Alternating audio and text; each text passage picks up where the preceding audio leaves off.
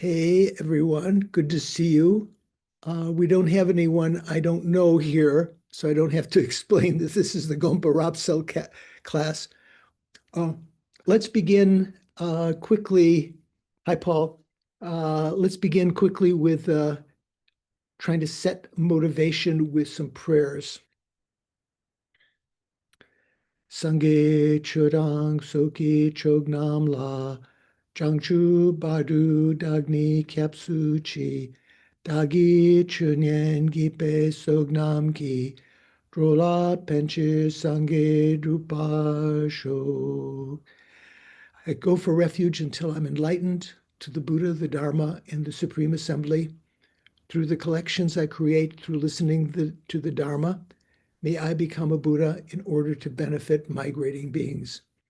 Sangye Churang Soki Chognam La Jangchu Bardu Dagni Kyapsu Chi Dagi Chunen Gipe Sognam Ki Drola Penshir Sangye Drupa Sho.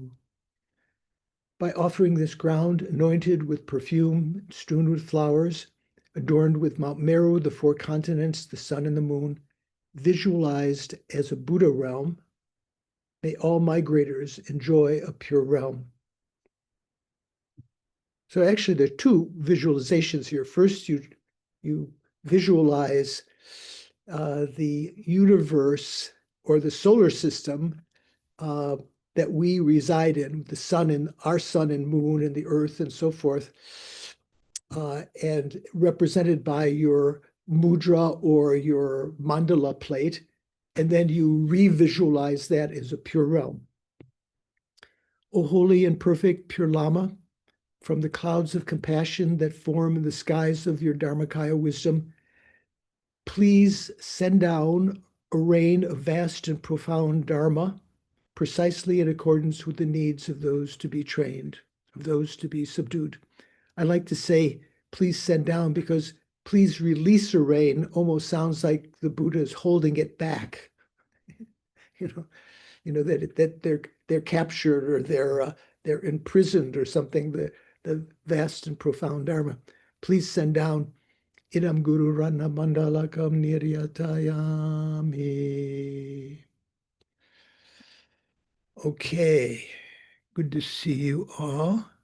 So we're going to meditate for a couple of minutes, try to set a finer motivation. Hi, David. Hi. So that my short-term memory.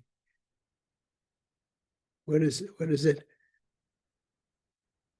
David's wife. Yeah, I was helping with something at the center last week, so it still has me signed in that way. I'll put my name in. Yeah. So I'm forgetting even names. Okay, that's getting a little bit radical here. Okay, so let's begin with a little meditation on the mindfulness of the breathing. Relax your body, relax your mind.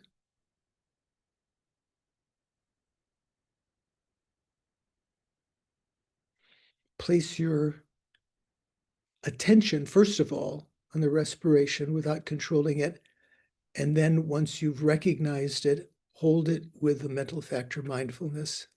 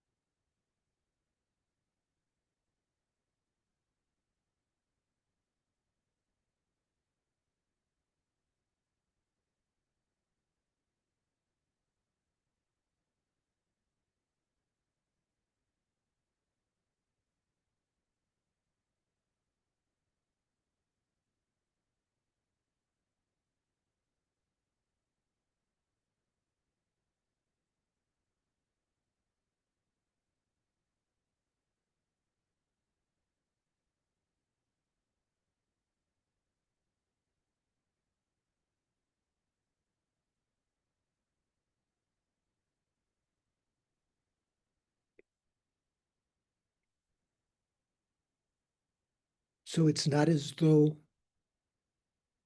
you have a background of darkness or light within which you're watching the breathing. Although that's quite easy to fall into that. You're just watching, you're just being mindful of the breathing. Let go of any kind of mental image you have of a dark background or a light background.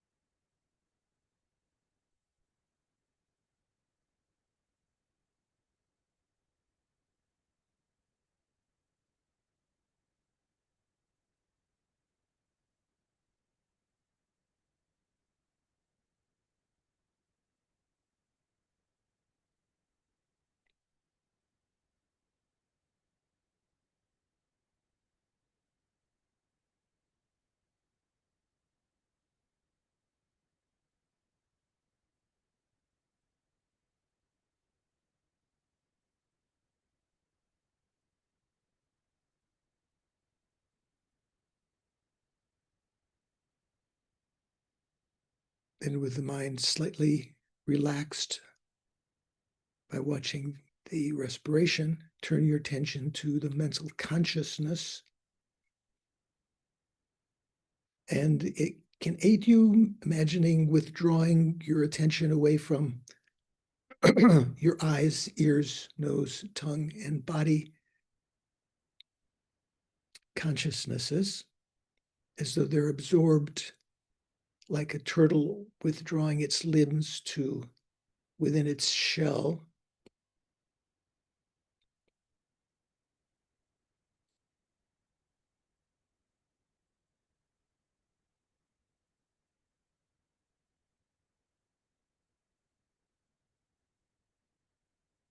Just watch your mental consciousness, recognizing that to identify it, at first we have to identify its contents.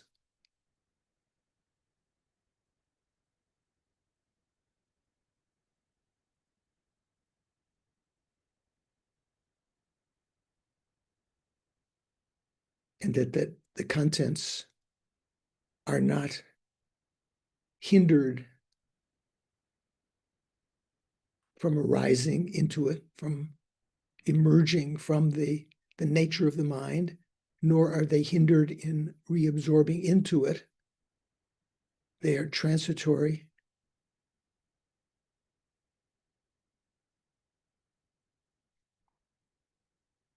As one Lama said, you don't have to be angry.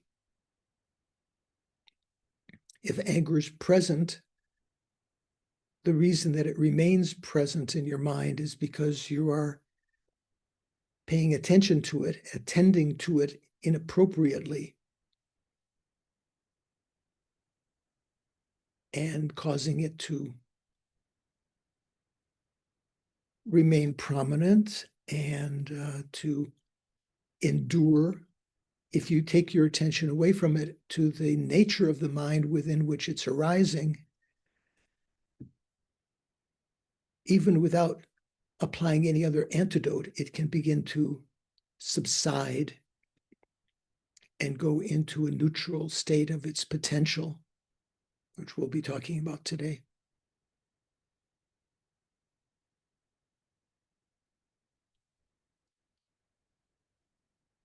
This quality of the mind that doesn't obstruct the arising or reabsorption of mental events into the consciousness is called a conventional Buddha nature, the developmental Buddha nature.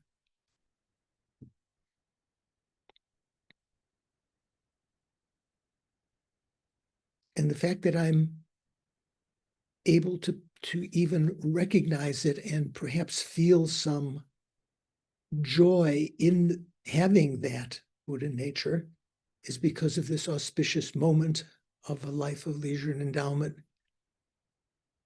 that we have created the causes for in perhaps many previous lives. For this particular life could have been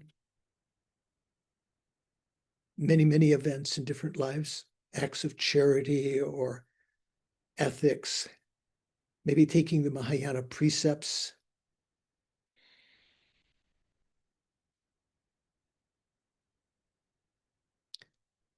And this is, from the Buddhist perspective, when people ask, what is the meaning of life? This gives us an opportunity to ponder that. What can we make of this opportunity? We can use it to become financially secure or powerful, loved, respected, have many possessions, so forth.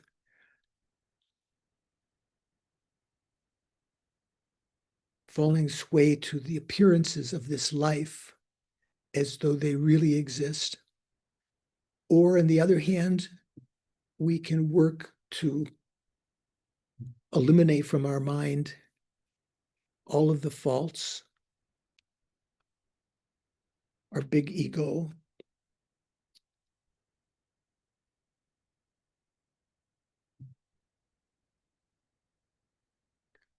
we can even achieve with this life of leisure and endowment, liberation, nirvana, or as the Buddha suggested for those of sharp intellect, bodhicitta, following the great vehicle.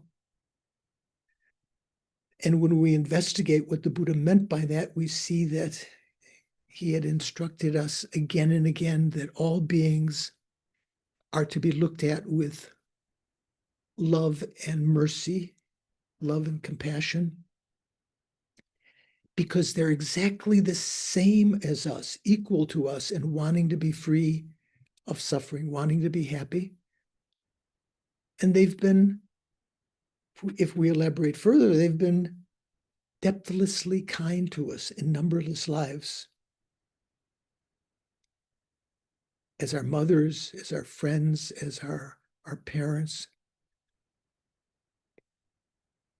They've been kind even when they were strangers in building the infrastructure of our world, our roads and delivery of our mail and milk. And maybe milk's not delivered today.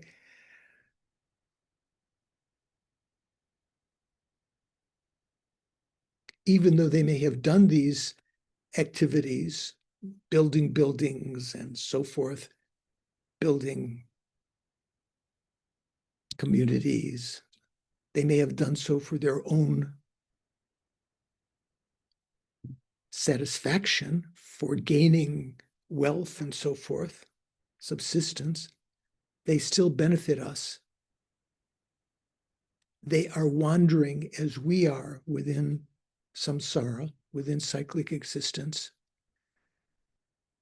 And we've wandered together since beginningless time, meeting them again and again, even though there might have been many eons between meetings in some cases, sometimes a succession of meetings in various guises as friends, enemies, and strangers.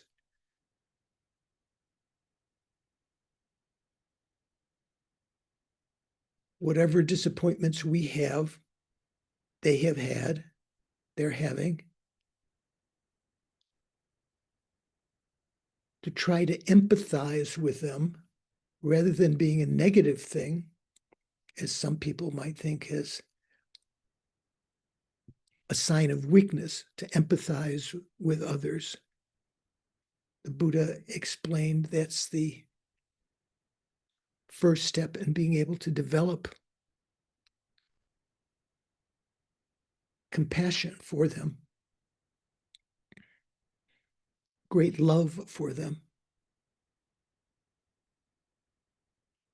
And with that basis, analyzing what's the best way that we can alleviate their suffering, we ourselves, how we can contribute to that. We can become teachers and doctors and social workers and car mechanics and offer some temporal solutions to their problems. But that even that we help them solve some individual problem, they will still be within cyclic existence. So looking to the long term, like the expression, if you give a man a fish, they can eat for one day. If you teach a man how to fish, they can eat every day. Some variations of sayings like that. If we can help them to enter the Dharma, progress along its paths, they can find real everlasting happiness eventually with our aid. To be able to do that, we ourselves have to become enlightened. We have to overcome our own problems first. So the thought of bodhicitta is to achieve enlightenment, where you're free of all of your problems. You're fully qualified to lead sentient beings spontaneously, effortlessly, and without error, but based upon our desire that they be free from suffering. To achieve that state of omniscience, of Buddhahood, we have to accumulate the two collections of merit and wisdom, which are explained in the sutras, especially in the Prajnaparamita, the wisdom sutras, the essence of which Nagarjuna explained in his great treatise, The Fundamental Wisdom, which was elaborated on by Chandrakirti in his Madhyamaka Vatara, entry into the middle way, or supplement to the middle way, and then re-commented on by Lama Tsongkhapa many centuries later. As we're studying that, in order to understand how to accumulate the two collections of merit and wisdom, I think I'm going to participate today for that purpose, to achieve enlightenment for the sake of all sentient beings by listening, contemplating, and meditating on the material.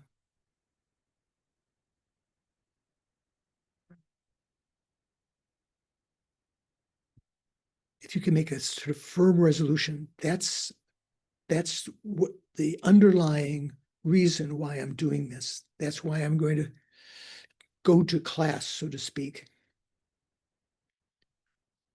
every step you take, every toward that goal, if you were going to school, for instance, or going to a class, you are accumulating virtuous karma even before listening and hearing, listening and contemplating and meditating. Think I'm going to participate in order to achieve enlightenment for the sake of all mother sentient beings.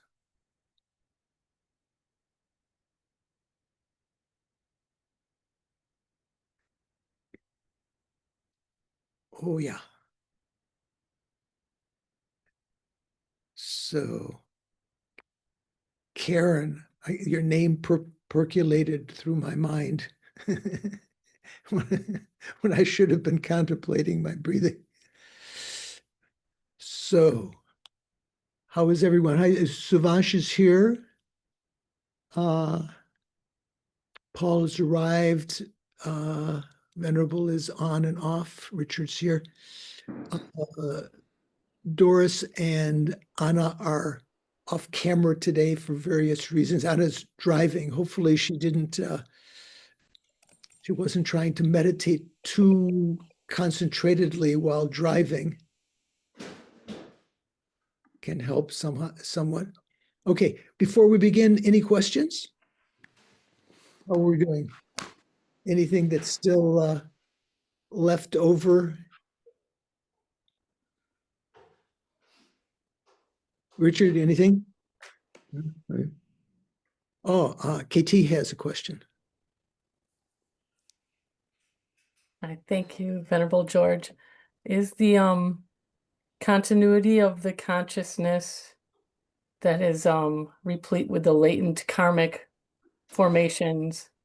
We've used that term as one of the 4 refutations of like the alaya vijnana and so forth. Is that the same as the developmental or the conventional clear light mind? Are those the same? Or which the same? Is the conventional or developmental clear light mind the same as the continuity of consciousness that holds the karma, like? No, they're related.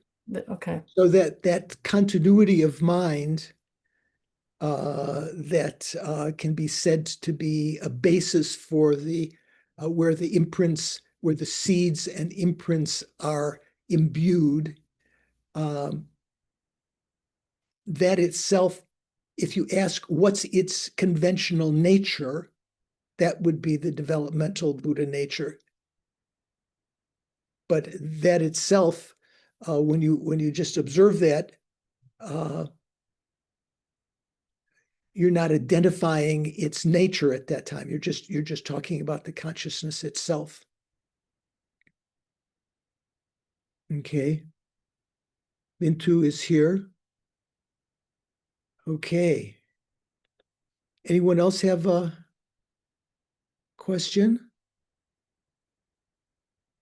Okay. Nadine has a question, I think. Thank you so much. I noted down last Saturday, there are 2 kinds of disintegration. The disintegration of something that does not continue afterwards and something within a continuum or continuity. And both are completely equal. But now I'm wondering, equal in what regard, in what respect equal? They both arise, let's say, when we talk about these various qualities of impermanent phenomena. So if you talk about a continuum, longer continuum, or just the momentary disintegration of something, the momentary change, they both are equal in changing moment by moment. Usually we talk about production, abidance, disintegration, and let's say aging and death. So generally in the lower tenets, when we talk about things that are impermanent, they say that something is produced, it abides for some time, which besides the very lowest tenets, no one accepts that phenomena abide for more than one instant. So the very production is its its only abidance or remaining. Then it disintegrates. The next instant after that, it disintegrates, and that gives rise for a continuum, let's say a mental continuum, that gives rise, that disintegration of the prior moment gives space for the arising of the next moment of that continuum, right? I think it's in that way that if you talk about a larger continuum, say from birth, say from the creation of some karma to the effect, that also has a similar kind of situation. The state of being destroyed after the karma was created. One instant the karma is created, the next instant that karma has disintegrated, but the Prasangika says that disintegratedness itself is a functioning thing, and it is what continues from that point up until the point in which that karma, in this case now that disintegratedness, ripens in some effect, some result. Okay. How are we doing? Making sense? Is that a tanka behind you, Paul? What's that? That's nice. Yes, that is Dignaga. That is my Dignaga tanka that I found in Lhasa 20 years ago. Oh, okay. Very appropriate. I finally got it framed and put it up. Oh, very, very nice. Okay, that's the reason that's up there. Okay, so just as a reminder, what we're doing now, we're on a section, we just finished the section called Why the Absence of Intrinsic Existence is Something that has, in something that has ceased, is a reason to reject foundation consciousness. Is a foundation consciousness is just the way that Jimpa is translating Kunshi, Nambar Shepa, or Alaya Vijnana. So that's more or less what we're talking about. So this is playing on verse 639, which we had earlier, which said, what? Quite a bit of ways. Since actions do not cease in an intrinsic manner, since they don't cease inherently, they remain potent even in the absence of a foundation consciousness. That was the one of the verses that's that we were talking about, where Chandrakirti raises this possibility that probably some of us have never thought about before, that when something has ceased, it's still that cessation itself is not a mere nothingness. That itself is a impermanent phenomena that will continue, that what we call in Tibetan, we call shikpa, that state of disintegratedness. And then in the rest of 639, it said, indeed, in some cases, the acts themselves may have long ceased, yet their effects will come about without fail. So that's what we were talking about. We're talking about some rather difficult points that we gave a PDF that Thupten Jinpa had suggested, not the PDF, but a section from translation of The Ocean of Reasoning by Lama Tsongkhapa, talking about some of these points. Quite difficult to understand. And now after that, we're in a section called discussing related issues arising from this. And so the first of that was why the absence of intrinsic existence, inherent existence, in something that has ceased is a reason to reject alaya vijnana. We've gone through those sections, especially a quotation from the Dashabhumika. Dying consists of two activities. It involves disintegration of karmic activity and brings forth the cause that ensures the uninterrupted continuity of ignorance. There were some quotations from the 60 stanzas of reasoning by Nagarjuna. The pacification derived from extinction of cause is understood to be exhaustion.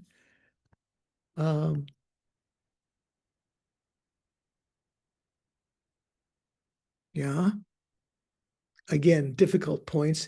And now, today, we're beginning this section, how a basis for habitual propensities is posited despite the rejection of foundation consciousness. So what is this talking about? So what are habitual propensities? What is that? The Tibetan is bakchak. Mikhail, how do we often translate bakchak? Imprints Imprint, or latencies sometimes, yeah. right? So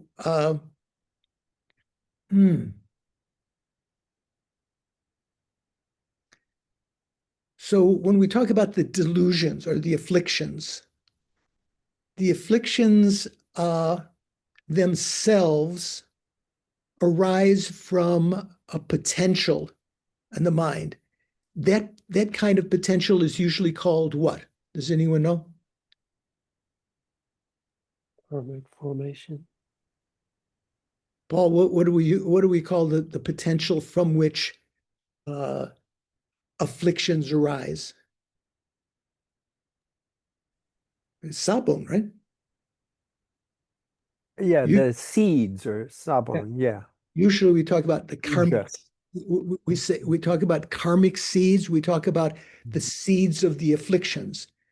So if we're talking about the afflictions, let's say, right at the moment, we may not have any anger. I can't speak for you. You might be completely angry right now, but maybe anger is not present, jealousy is not present, but we have the potential for that in the mind in the form of a seed. Sometimes that seed is also called an imprint, but that's not one could say there are two kinds of imprints or two kinds of seeds.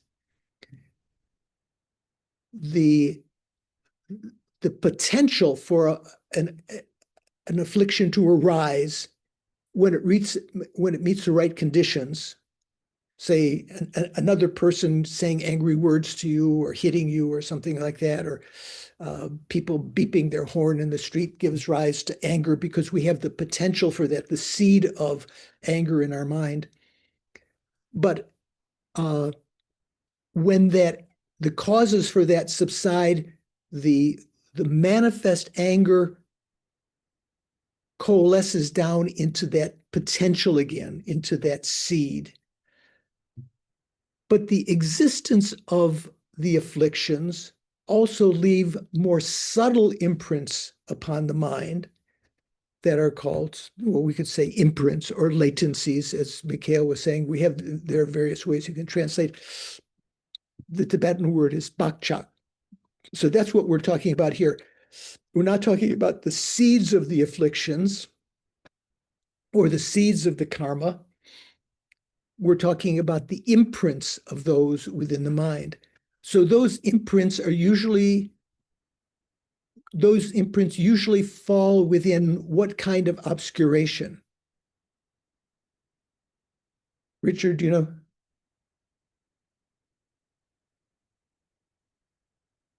Knowledge obscurations. Usually those fall within the various categories of the obscurations to omniscience or the knowledge obscurations. Suvansh, what are you thinking? Venerable George, thank you. I didn't have a question on habitual tendencies, but I do want to clarify something about the alaya or the foundational consciousness. Okay. So we've got two theories that have been posited up to now. One theory is the theory of which both these theories are meant to explain karma. The one that is posited by the contending party is foundational consciousness, right? And Chandrakirti, that's one of the theories. There are other theories also. That theory is okay, made from the Chittamatra. Okay, go on. okay, but Chandrakirti is positing a different hypothesis which will explain karma. Okay, now so here's my question. It hasn't been clear to me up to now whether the foundational consciousness, anybody who has come out and stated foundational consciousness, has anybody made the case that the foundational consciousness, in essence, it is substantial? Because my understanding is that Savansh, again, you're breaking up. So I can't catch the whole statement that you're saying. Let's continue on, because we're going to be talking about the Chittamatra position about alaya vijnana in a little more detail. Let's leave that for the time being. And if you want to try to explain again, turn off your video, see if that helps. Sometimes that helps with the bandwidth. But right now you're breaking up, at least in my hearing here. Okay, so let's read what Thupten Jinpa translates here for this section. So, how a basis of habitual propensities is posited. So that means that usually for the Chittamatra, these imprints of the delusions and the imprints of karma are imprinted upon something. The Chittamatra would say alaya vijnana. So here is saying how a basis for that means the foundation upon which they're going to be imprinted, is propounded by the Prasangikas here. So it begins with a qualm or question. One may not accept foundation consciousness. So this sounds like this is talking about, this is a Chittamatra talking here. One may not accept foundation consciousness, you Prasangikas. You may not accept that, but one must nevertheless acknowledge that propensities of virtuous and non-virtuous karma can be imprinted, and that through maturation of these propensities, effects do come into being.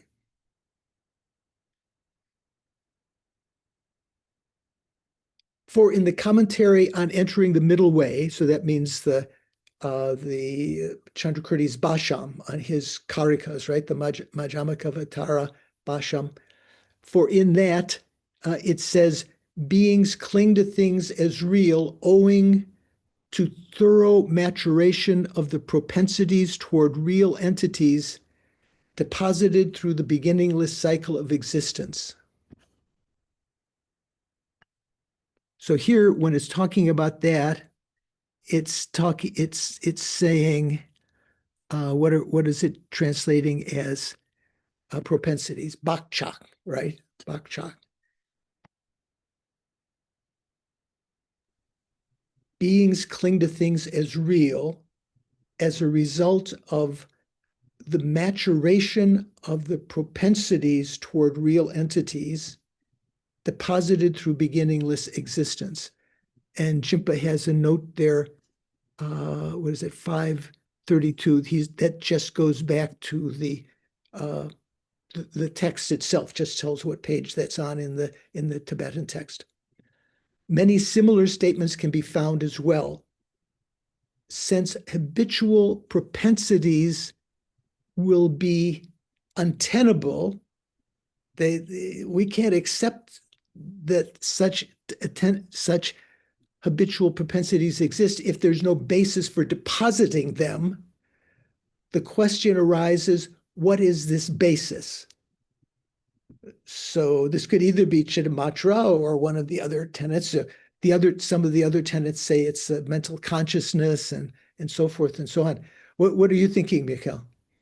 Thank you. I was wondering if here in this, I mean, in this context here, if latencies or propensities is not just a synonym for seed. Because, I mean, in this quote here, it seems to be saying that the propensities, the maturation of the propensities generate clinging to things. So that if they generate a conception of true existence, it must be seed, what we usually call seed. Right. So as I said at the beginning, these two terms, well, maybe I didn't elaborate clearly.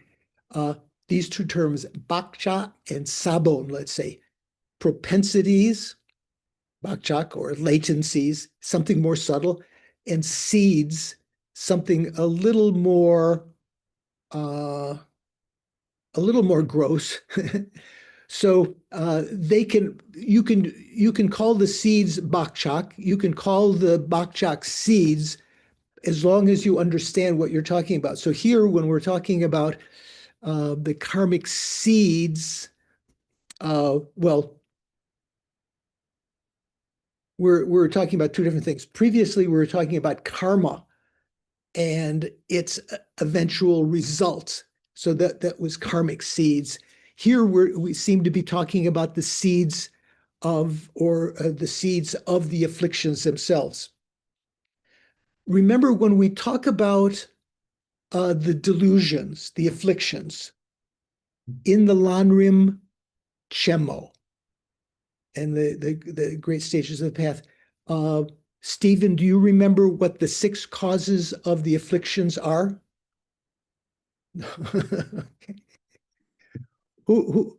Shankanos, Venerable Shankanos. Well, I mean, I think there's the basis, or maybe I'm thinking about different 6 causes of delusions. But there was the basis. There's following wrong books and wrong friends and so on and so forth, right?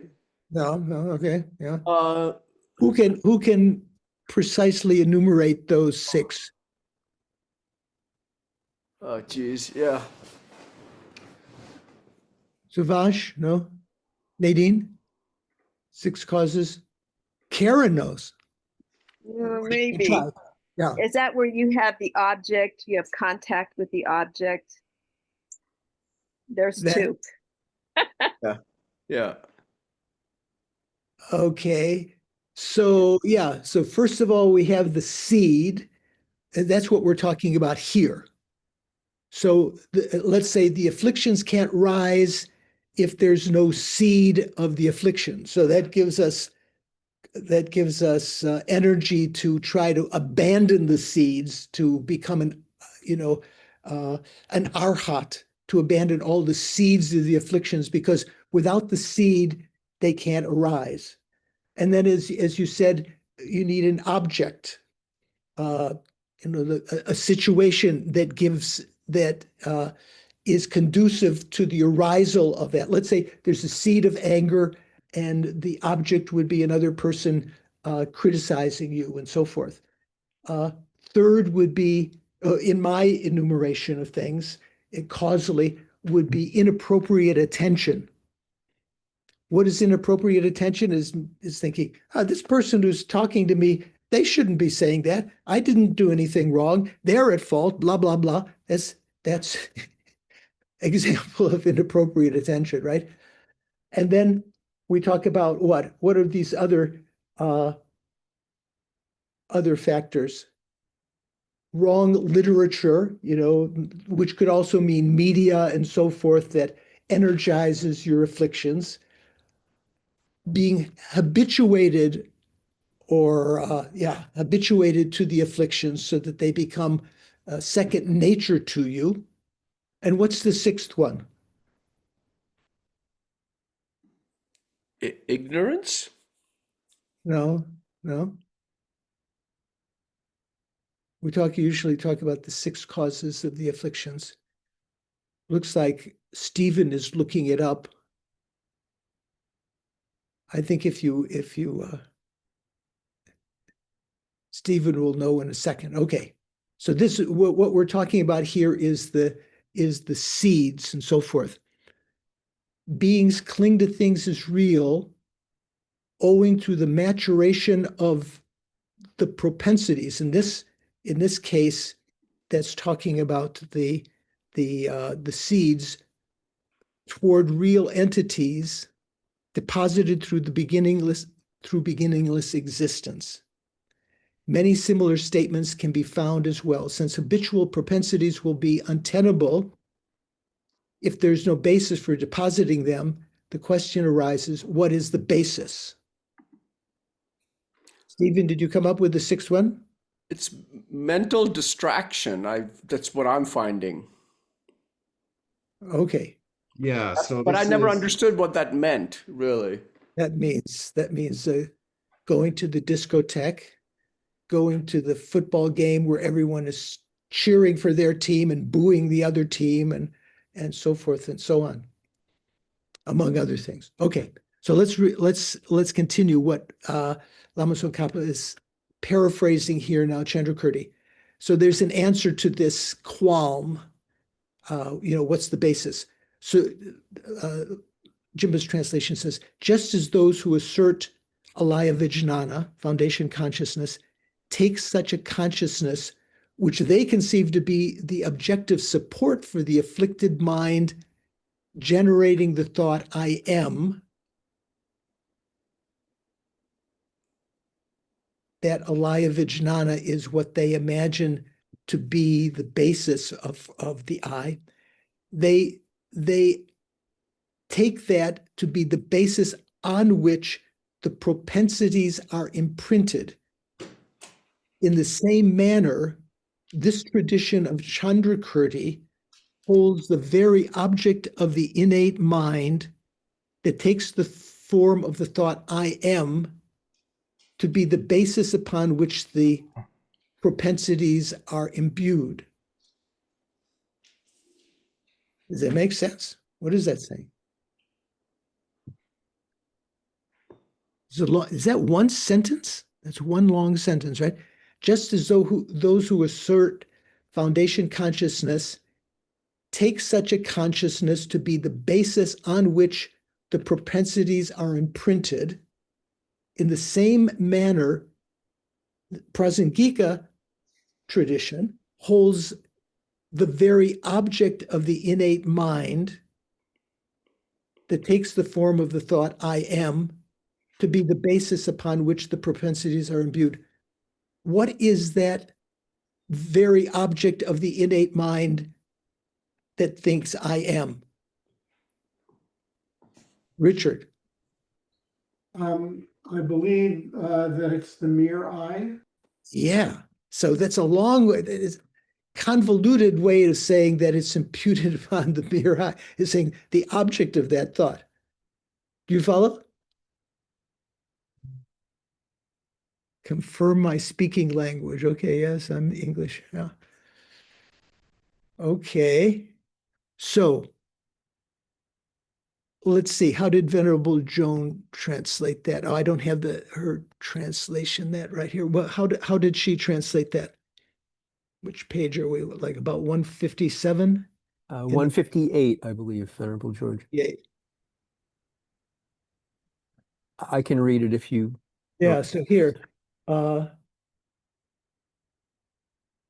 according to those who assert a mind basis of all, the mind basis of all, the basis observed by the afflicted mind, afflicted mentality, thinking I. So what is the afflicted mentality?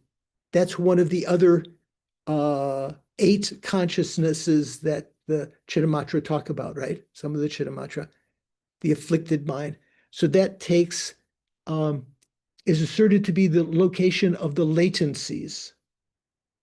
Likewise, this system also asserts that very observed object of the innate awareness, which is the mere thought of I, is the basis for the infusion of latencies.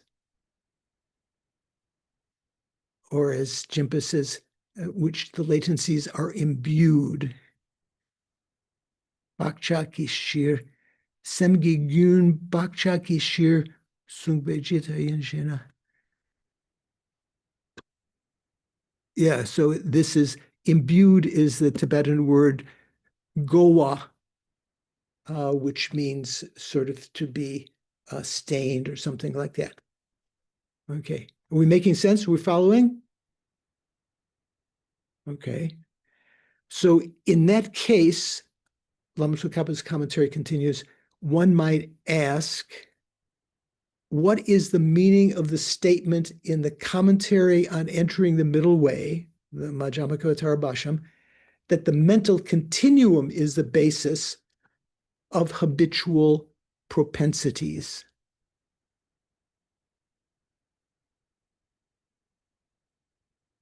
Yeah. And so the reply is, since the mere I is a continuum imputed upon the mind or consciousness, it is referred to as the mental, it, meaning the mere I, is referred to as the mental continuum as well. Does that make sense? Since the mere I is a continuum, so the mere I, Sean's mere I, or mere Sean is the conventionally existent Sean, right? Or the mere I is the conventionally existent I. That has a continuum. When you were a baby, you were thinking I. That was isolated incident of I. There's a different I when you were 6 years old, or when you were in high school, junior in high school, and your football team got knocked out of the tournament. There was an individual I there, but there is a continuum over all of these experiences of our life of that mere I. That's what we're talking about here. So since the mere I is a continuum imputed upon the mind or consciousness, is the mere I imputed upon the consciousness? I thought it was imputed upon the 5 aggregates. Stephen, what do you think? Yeah, I would agree with it's imputed on the 5 aggregates. Right. So in the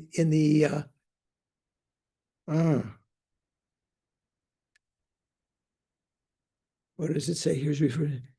Since the mere I is a continuum imputed upon the mind or consciousness, because it's imputed upon the 5 aggregates, it's also imputed upon the I, because that's one of the 5 aggregates.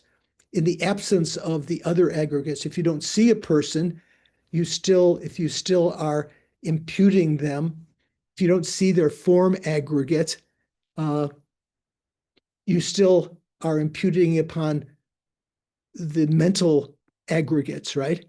Since the mere I is a continuum imputed upon the mind or consciousness, it is referred to as the mental continuum as well. So Chandrakirti is saying that one can refer to the continuum of the mere I as the mental continuum, because it's continuing and so forth. How about from life to life? Why does that make more sense? Because when you go into the intermediate state, you no longer have this form aggregate, right? You'll have a new form aggregate there. And when you go into the birth after the intermediate state, you'll have a new form aggregate. You'll also have a new gross consciousness, but the continuum of consciousness is what's being touted here as the basis for that. And then the text continues, and if we take the mind's own successive states as being referred to as a continuum here, right? The mind's own successive states as the continuum in the sense of the type of continuity. This too constitutes an intermittent basis for imbuing the habitual propensities. So there's a couple of things here. Note 534, Jimpa talks about what's talked about here, type continuity. He calls Rikdra Bun. How do we usually translate that, Paul, in other situations? How did Hopkins translate that? Continuity of a similar type. Right. That's what I'm thinking also. Yeah, that's usually what comes to my mind here. So in Venerable Jones' translation, I think she may have it. So he's saying type continuity or continuity of a similar type refers to the persistence of identity across time owing to the similarities among successive moments within a causal continuum. Making it sound complicated with precise words, but maybe that does help to me. So that's what's being talked about here. So it says, since the mere eye is a continuum imputed upon the mind or consciousness, it is referred to as a mental continuum as well. And if we take the mind's own successive states as being referred to as the continuum here, in the sense of a continuity of similar type, this too constitutes an intermittent basis for imbuing the habitual propensities. An intermittent basis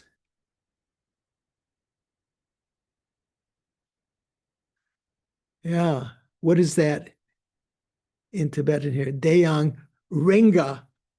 Rega means, Jimpa's translated here as intermittent.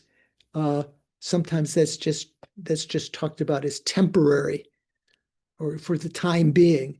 So it's not the permanent basis for where the seeds are imprinted. But for some period of time, while you're alive and you have a succession of a continuity of similar type, for that period of time, that can constitute the basis. Kind of sounds similar to what in Buddhism, when we talk about memory and so forth. Western science would like to say that memory depends upon the brain. Buddhism would say that the memories, there might be, the mind science seminars, the brain may have some temporary basis for the memories, but even without the brain, there can be memories.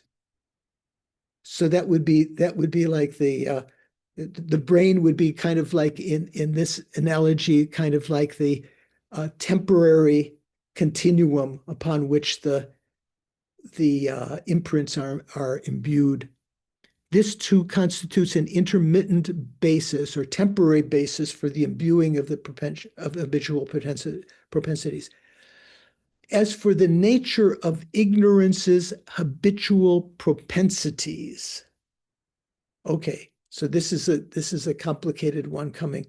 As for the nature of ignorance's habitual propensities, the Basham says, Chandrakirti's auto commentary says, this is the main thing that Lama Tsongkhapa is commenting on, right? He's commenting on Chandrakirti's Basham.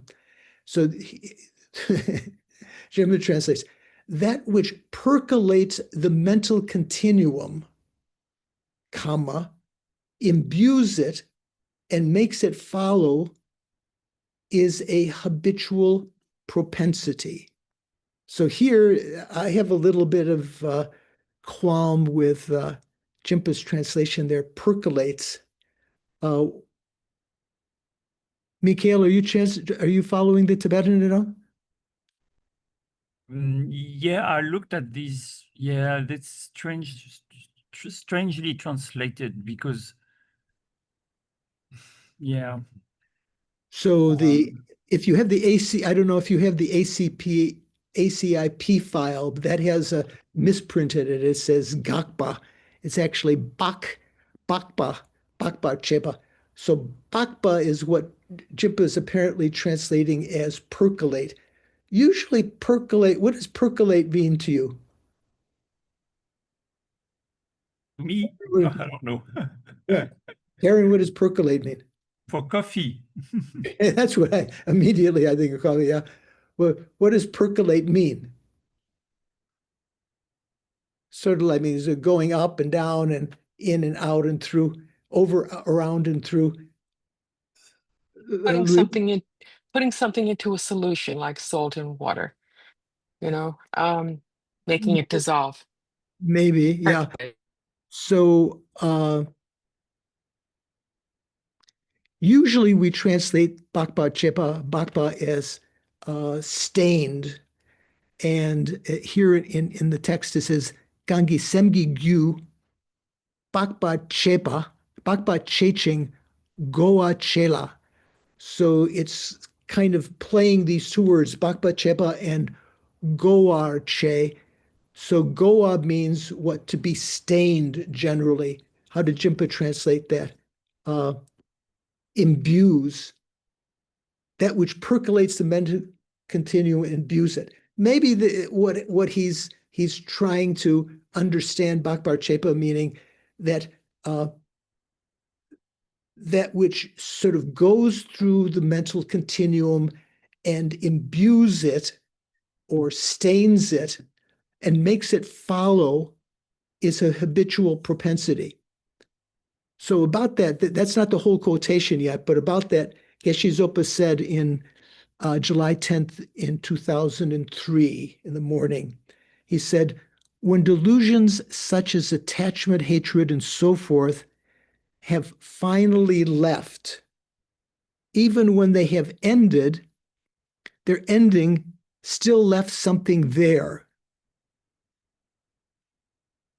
That is called reaching the edge or end of the delusions. Nyonmongi Tartukpa. So Tartukpa is translated in Jimpa's translation here.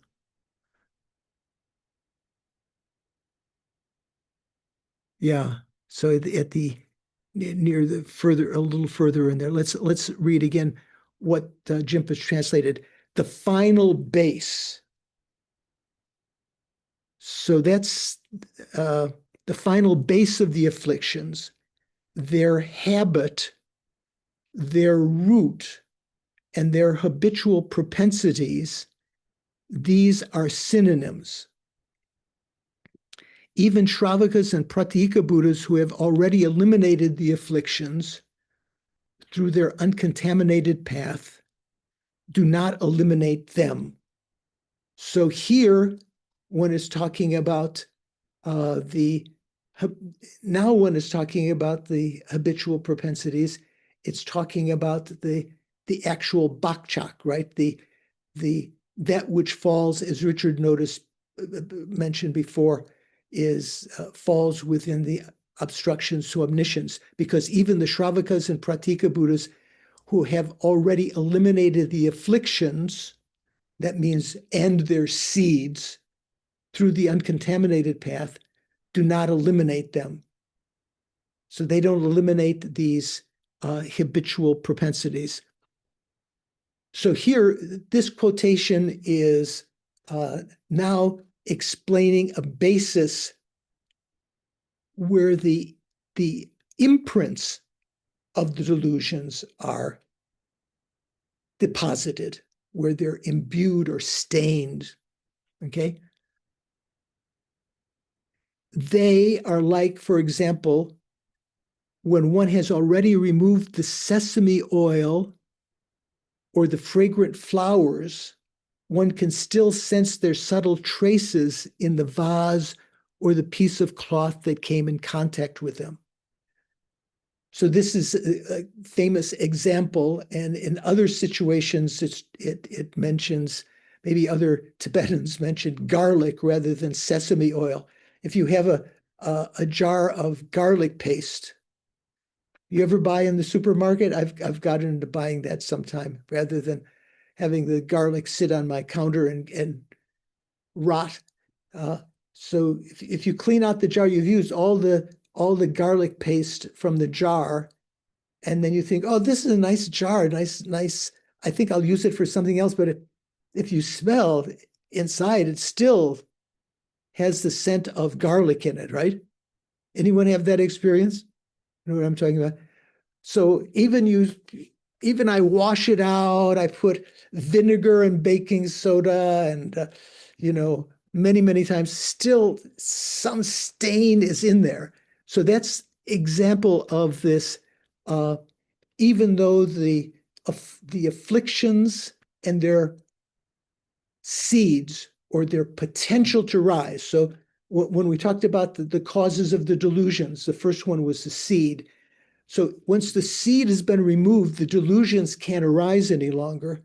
But still, because of their having been there before, like even though you've eliminated the garlic from the jar, the fact that it was there at one time, it's left some kind of stain or imprint within that container. That's what's being referred to here. How are we doing? Making sense of what's been said here? KT, are you following? I'm trying to follow. And then these imprints are on this continuum, this mare eye continuum. That's what Chandrakirti is going to be is saying here. But one of the peripheral issues is just to try to understand what he's talking about. So now we're actually talking about the imprints of the afflictions. Earlier we were saying also just the seeds themselves have to have some basis to be imprinted. But now we're talking about something more subtle. Even the imprints of the afflictions, that has to have some basis to be imprinted. So Lama Tsong Khapa says one should extend this point about how there are these two types of bases. So that note 536, just at that sentence, says by two types of bases of habitual propensities. Tsong Khapa is referring to the earlier discussion about how the mere I, which is the object of our habitual thought, I am, is the basis upon which the propensities are imbued. He was saying that that's the basis for where they can be implanted, let's say, or stained.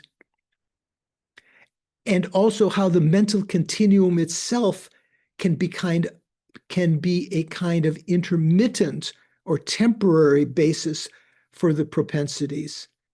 Tsong Khapa thus identifies two types of bases, a more enduring one, which would be the mere I, and a temporary or intermittent one. Okay, how are we doing? Following?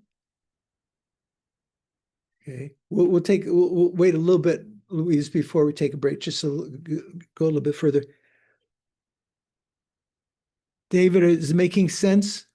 You've strategically placed your face in the shadows, so I can't see your expression. Suvash, you following? Yeah, Nadine?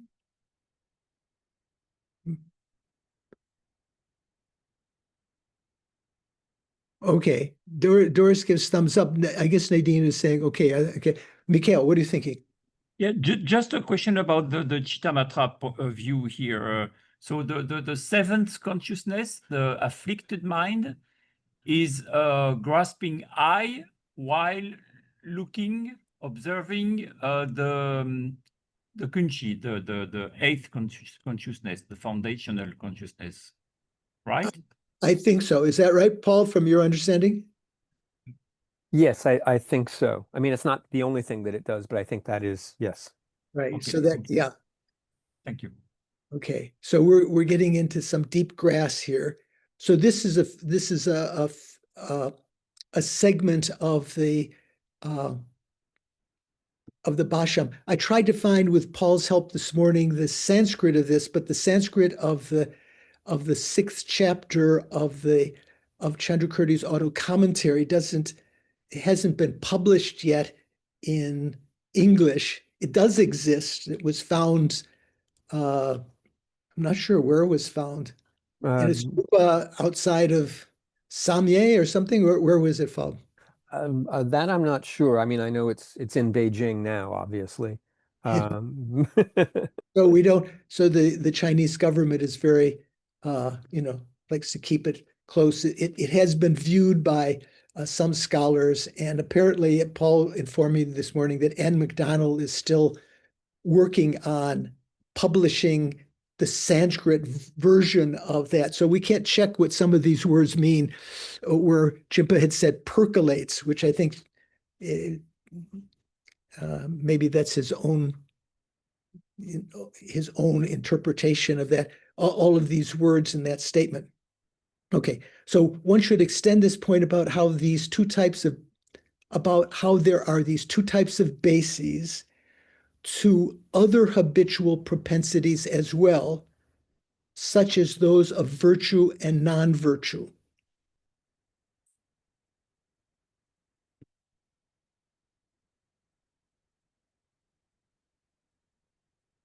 So virtue and non-virtue, usually we're talking about karmic seeds, right? When you create a virtuous action, it leaves a karmic seed in your consciousness. General way of talking here on these two types of bases. But even when those karmic seeds have been purified, through, let's say, the four opponent forces or through the direct realization of emptiness, there still is also an imprint of those karmic seeds. So in both cases, we talk about seeds and imprints, which are more subtle, something more enduring once the seeds have been eliminated. So the text continues. In that case, one might wonder. So this is, in other words, this is a qualm. If it's thought, at the time of the uninterrupted phase of the path of seeing, when he says the uninterrupted phase, so that means the path of seeing. How do we identify the path of seeing? The path of seeing has two periods. It has a period that's called the uninterrupted path, and it has a period called the liberated path. Right? You remember that, Don, from many years ago when we studied at Land of Medicine Buddha? I do remember it. Thank you, Jared. So, Don, those two paths, the uninterrupted path and the liberated path, are they both in meditative equipoise, or is the liberated path when you're out of meditation? I believe they're both in equipoise. Oh, excellent. Okay, yeah. Yeah, they're both. When you exit your meditation, you enter into what's called the post-meditation, right? So the uninterrupted path is when you are meditating on emptiness, and as a result of that, direct realization of emptiness, and as a result of that, the intellectually formed afflictions are being, they're not present. First of all, they're not present. The intellectually formed afflictions are not present, but they're being abandoned. And once they are abandoned, that portion of that meditative period is called the liberated path, because you are free of them. You are liberated from them at that point. Okay, so that's the context. Ron, you look skeptical. Venerable, in this previous statement where it says the Shravakas and Pratyeka Buddhas have eliminated the afflictions, are we talking about arhats or aryas? Well, Aryas have eliminated some afflictions. Hinayana hearers and solitary realizers have Aryas have abandoned some of them. Once they become arhats, they've eliminated all of them, including the latencies? Not the latencies, not the imprints of them, but they've eliminated the potential for that. Like, say, for instance, when we talked about the 6 causes of delusion, the first one is the seed. That's usually how we translate the potential for an affliction to arise. If the affliction is not present and it hasn't been abandoned yet, it's still present as a potential, a seed, right? The seed of anger, the seed of attachment, or whatever. So once you've abandoned those seeds, there's still left some imprint of those. That's like the smell of the garlic or the sesame oil or the flowers or whatever that the analogy was made. Okay. Yeah, Sean. Well, I was just thinking about when we do the dedications and are trying to dedicate the merit to all sentient beings, how is that imprint different? Because it seems like then it's putting it on multiple bases of designation. Right. So what's going on there in dedication? Yeah. So you're identifying that you're remembering that you created some virtues, because the dedication usually means that you're dedicating some virtue, either this life, or maybe you were informed by the Buddha that you created some karma in other lives. You're referring to some virtue in which is now on your continuum in the form of a let's say a karmic seed. From the Prasangika point of view, that would be in the form of a shikpa, right? Because that virtue that you created is now finished. It's still existing as a impermanent phenomena, not necessarily as a seed as is envisioned by the lower tenets. Just the shikpa itself serves as that seed. Mikhail, what do you think? Yeah, maybe I missed something, but so we first talked about karmic seeds. Then we talked about affliction seeds. The seeds of the afflictions, yeah. Yeah, but the quote we just read is about knowledge obscurations, what we usually call real imprints. Right. Right. In both cases, we're just trying to get some familiarity with the terms. So there are seeds and there are imprints. We could, if we like, we could use those just generally. So let's say the Hinayana Arhats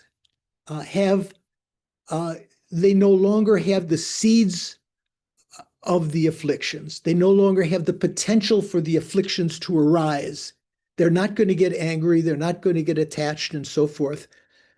But even though that has been eliminated from their minds, like taking out the garlic paste from the jar, there still is some stain in the mind that causes other kinds of things to happen. Like, for instance, the untoward actions of body, speech, and mind, like the arhats jumping around like monkeys, or saying you dumb person or something like that.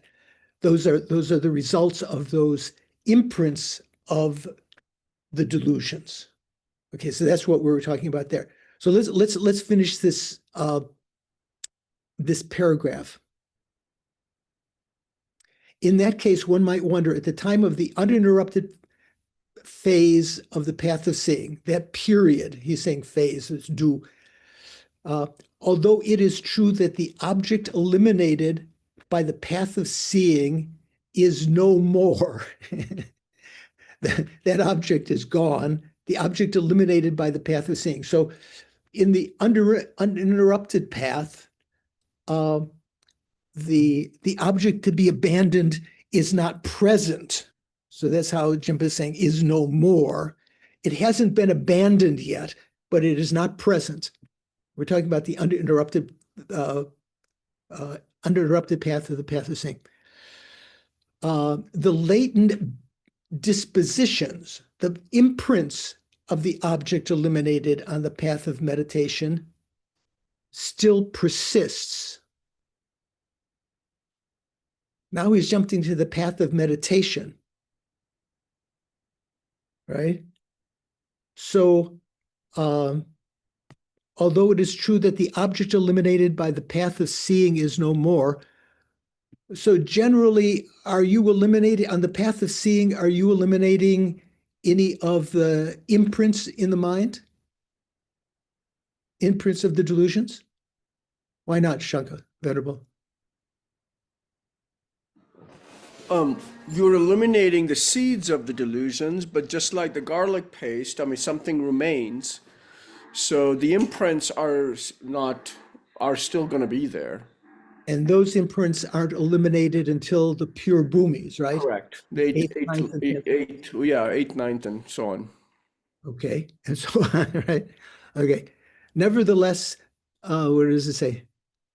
Although it is true that the object eliminated by the path of seeing is no more, the latent dispositions of the object eliminated by the path of meditation still persists. So he's saying that on the uninterrupted path, the seeds of the delusions are not present, they're not manifest. They're being abandoned, and they will be abandoned on the liberated path of that series. But now he's talking about further things to be abandoned later, once you finish the path of seeing. On the path of meditation, there are other objects to be abandoned on the path of meditation. What are the objects to be abandoned on the path of meditation?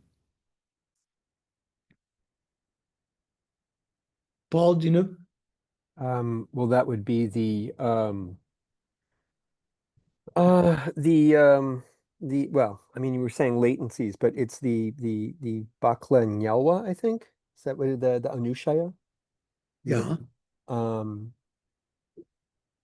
So generally on the path of meditation, well, you're right. So path of meditation, you're right, sorry. Path of seeing, you're eliminating the artificial obstructions.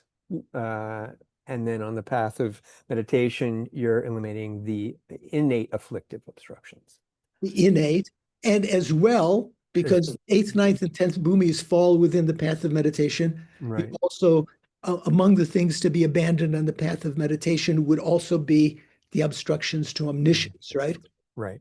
So you're on the path of meditation, you still have yet to abandon the innate afflictions and the obstructions to omniscience. So keeping that in mind, it says here, let's see if how he's translating that here. Gompangi pakla nelyo dokla. Gompang bakla nelyo gula. Okay, so he's the latent. That's what the bakla nelwa is what he's translating there as latent dispositions. Did I put down? I didn't put down what the FPMT, how Venerable Joan translated that. She says objection. Well then, although at the time of the uninterrupted path of the path of seeing, the objects of abandonment of the path of seeing, that is, the objects of abandonment of that uninterrupted path of the path of seeing, do indeed not exist. Indeed do not exist. The dormant latencies that are objects of abandonment of the path of meditation must exist. The dormant latencies of the objects of abandonment of the path of meditation must exist. So here, if we're talking about the objects of abandonment of the path of meditation, we can take, for the sake of argument here, we can take the innate afflictions, those karmic seeds of the innate afflictions. They are now not manifest, but it says here, the dormant latencies, the dormant, that means those seeds are not manifest. They're in the state of just being potentials that are objects of abandonment of the path of meditation must exist. At that time, I'll just go back to reading Jimpa. Nonetheless, the mental consciousness in that phase remains uncontaminated, unsoiled by habitual propensities.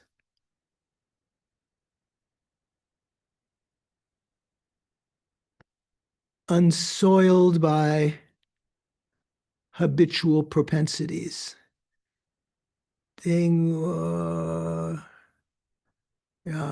Bakchak, again, habitual propensities, talking about Bakchak. Nonetheless, the mental consciousness in that phase remains uncontaminated. So what does uncontaminated mean? Uncontaminated means when we talk about a consciousness, that means that consciousness has no, it has no appearance, no presence of the afflictions, nor it has no presence of the imprints. They're not manifest. The imprints of those afflictions are not manifest. An uncontaminated mind. Nonetheless, the mental consciousness in that phase remains uncontaminated, unsoiled by habitual propensities toward delusory dualistic perceptions. It's uncontaminated, and it is not defiled by the imprints of dualistic perceptions. Those dualistic perceptions are caused, remember, the dualistic perceptions that we have now in our waking state, that things appear to be inherently existent. That's what's meant by dualistic perceptions. They are not present in the direct realization of emptiness to that uncontaminated mind. Thus, it would be incorrect, the text continues, to maintain the latent dispositions reside within such a mind. This is a qualm.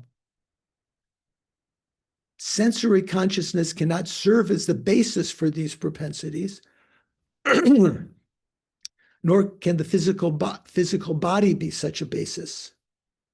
Since you Prasangikas do not accept foundation consciousness, there is then no basis for these dispositions. Okay, we're getting into complicated deep grass here. So, kunshiyam ten mepa gyuro nyamna zukyang denjim rikma kunshiyang midope de ten mepar gyuro. So he's adding the word these dispositions. There's no basis for them. There's no basis for them to be imprinted. So I'm just going to read the reply and then we'll take a break. There is no such problem. There's kyonmete. Kyonmei just means no problem. No problem. Don't worry about it.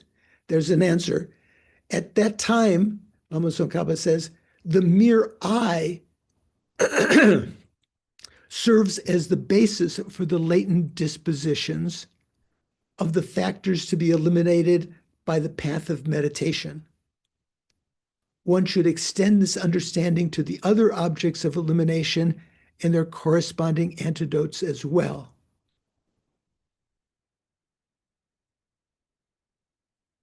So, Louise, the famous bobbleheads.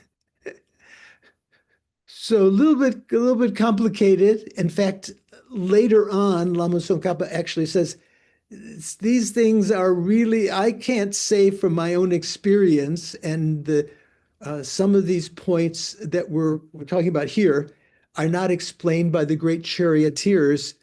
So I leave it to those who, with sharp intellect, to analyze more. So what we're talking about is we're in the deep grass here, right?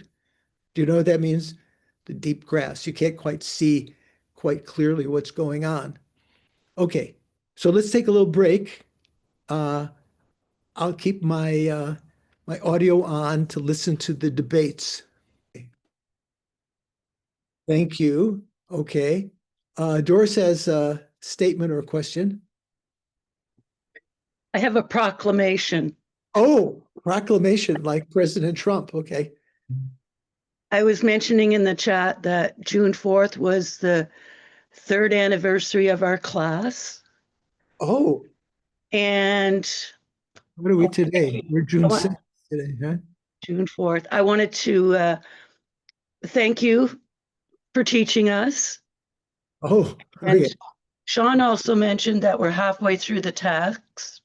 So please continue to teach. Thank you. I will try is if I can live that long. I don't think it'll take another 3 years to finish because, as I said, at a certain point, we'll go a little bit faster. But up until the point we reach, I'd like to go in detail, especially about the emptiness of the person. Right now, we're talking about the emptiness of phenomena. So at least through there, we're going to go in detail, and then maybe accelerate a bit through there. So I think there won't be, you don't have to worry, there'll be. So Mikhail was sending up heart emojis. What was the second emojis, the green ones? What were they, crystals? Space invaders. What is it? Space invaders. Space invaders, I see. It's nice. Very nice. Okay. So, yeah, thank you. So, a lot of tough things here. You know, where are the imprints? What's the basis for imprinting these latencies, let's say? And even the seeds, you know, where are they imprinted? They're not imprinted. Prasan Giga says you don't need an alaya vijnana or some of the lower schools say mental continuum.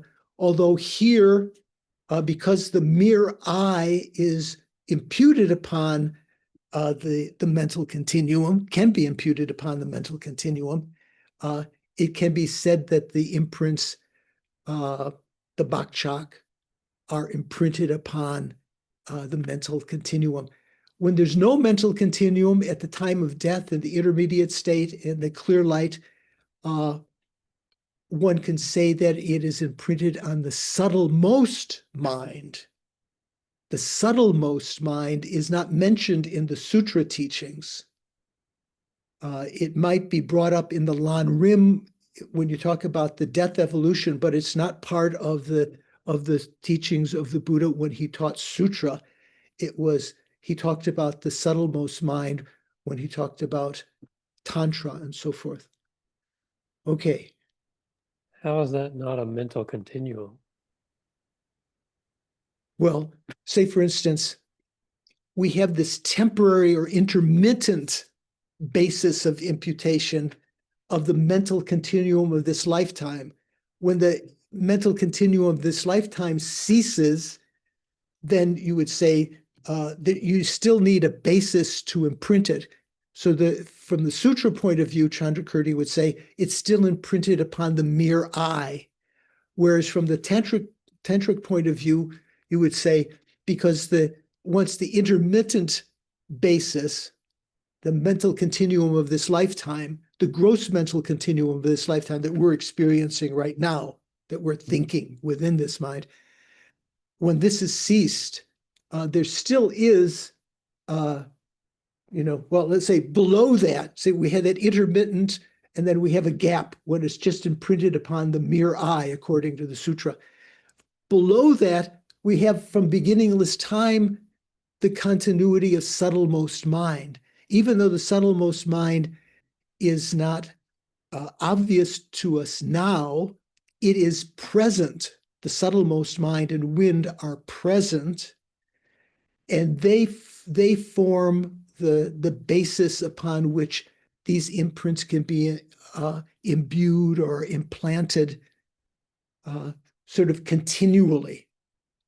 Okay, so for instance, when we do Vajrasattva meditation, if you do the general kinds of purification down, a certain number of mantras down, imagining all the negativities of body being expelled out your orifices, your lower orifices, and then up, some mantras say up where the wind coming, imagining the white light and nectar coming up and expelling out the negativities of speech. And the third one, when you meditate on the negativities of mind, Lama Yeshe used to say, you don't imagine nectar at that point. You just imagine light coming and white light coming and purifying not only your gross mind, but even your subtlemost mind at your heart chakra. Imagining, that you're purifying not just the negativities that are the karmic imprints that imprinted upon this temporary basis now that you created this lifetime, negativities that you created this lifetime, but negativities that you created in previous lifetimes that are imprinted in the subtlemost mind, or let's say on the mere I.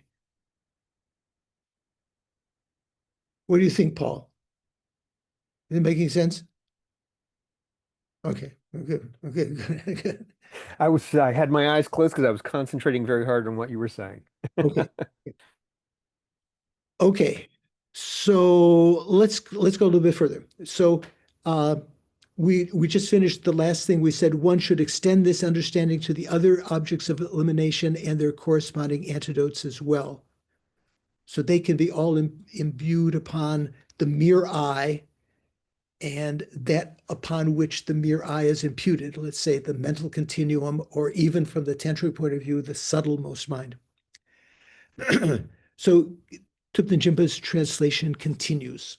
If one understands the unique way this system, this Prasangika system, Jinpa puts in parentheses of Chandrakirti, but it's not just Chandrakirti's ideas. He's basing it on what he felt that Nagarjuna was teaching and Buddhapalita and so forth.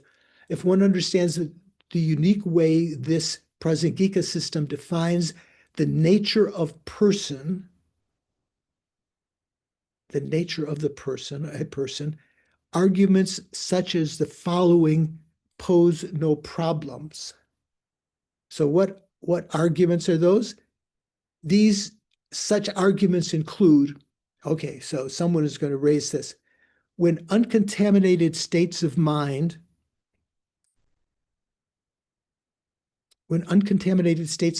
manifest in the mental continua of Aryas born in the first three formless states. So we're getting even more deep grass here. When uncontaminated states of mind manifest in the mental continua of Aryas born in the first three formless states. So what does that mean? Infinite space, infinite consciousness, and nothingness. Those are the first three of the formless states. What's the fourth one called? Mikhail, I can't hear you because you... The peak of cyclic existence. could be called the peak of cyclic existence. Is called what? Neither discrimination nor non-discrimination, right? So it's the first three. So when Aryas are born there and they meditate on emptiness, they do that sometime. Do they meditate on emptiness in the fourth formless state? Richard, you know? You know? Who knows? I don't know. I'm not saying no. I think no, if I remember correctly. Right. Why is that, Paul? Yeah, that I don't remember. I remember no, but I don't remember why. That fourth state is too subtle, but the Aryas that are born to that state can manifest their, so they are their basis is that fourth peak of cyclic existence, to use Mikhail's terminology, right? That peak of cyclic existence, that mind of the peak of cyclic existence itself is too subtle, but they can take access to the third concentration, the third formless concentration, or the second or the first. They can manifest those minds to meditate on emptiness. So that's kind of the context when Geshe Zopa was teaching about this. That's kind of the context that's being talked about here. So when uncontaminated states of mind manifest in the mental continuum of Aryas born in the first three formless states, infinite space, infinite consciousness, and nothingness, their very status as persons would come to an end because no mundane levels of mind are present. Let's see, how did Venerable Joan translate that? So I think that's not exactly what's meant here. So she wrote, when supramundane, uncontaminated minds become manifest in the continuum of superiors who have been born in infinite space. Yeah, so they're infinite space, infinite consciousness, and nothingness. Since there are no other mundane minds, their migrating beings will be turned back. So this is some kind of argument that someone is saying. What is that talking about? Does anyone have any idea? Oh, good. So Richard is going to think about some new things here. So, or let's read further. Similarly, one might object. There might be another kind. Remember what we said just this started out. If one understands the unique way of this system of Prasangika of Chandrakirti, defines the nature of a person as imputed upon the five aggregates or on the mental consciousness and so forth. Arguments such as the following pose no problems. So similarly, this is another kind of, what did he call it? Argument, right? Another argument. One might object when within the mental continuum of an Arya, born in the highest formless state, the peak of existence,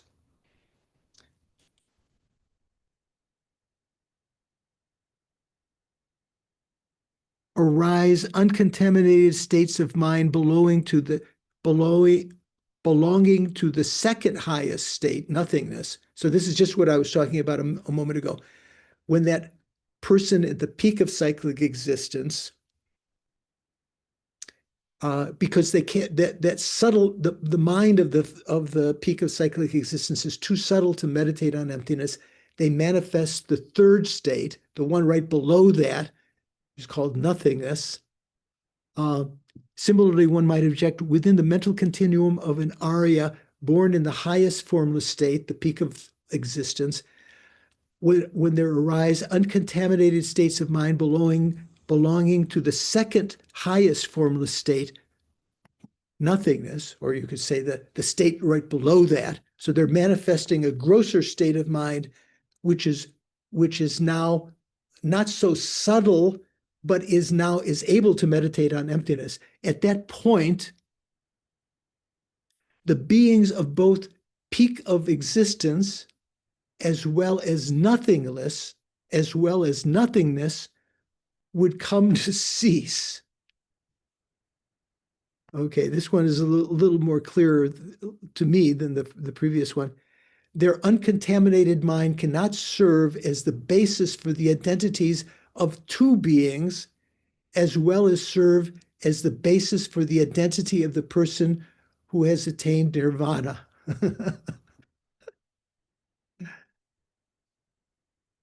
Okay, so think about what that means, but reading a little bit further. The reason such arguments pose no threat to Chandrakirti's view, that's in parentheses. So the reason is that they don't pose any problem, because according to Chandrakirti, one can legitimately define a person even without positing either of the two, contaminated or uncontaminated mind, to constitute the person's identity. What does that mean?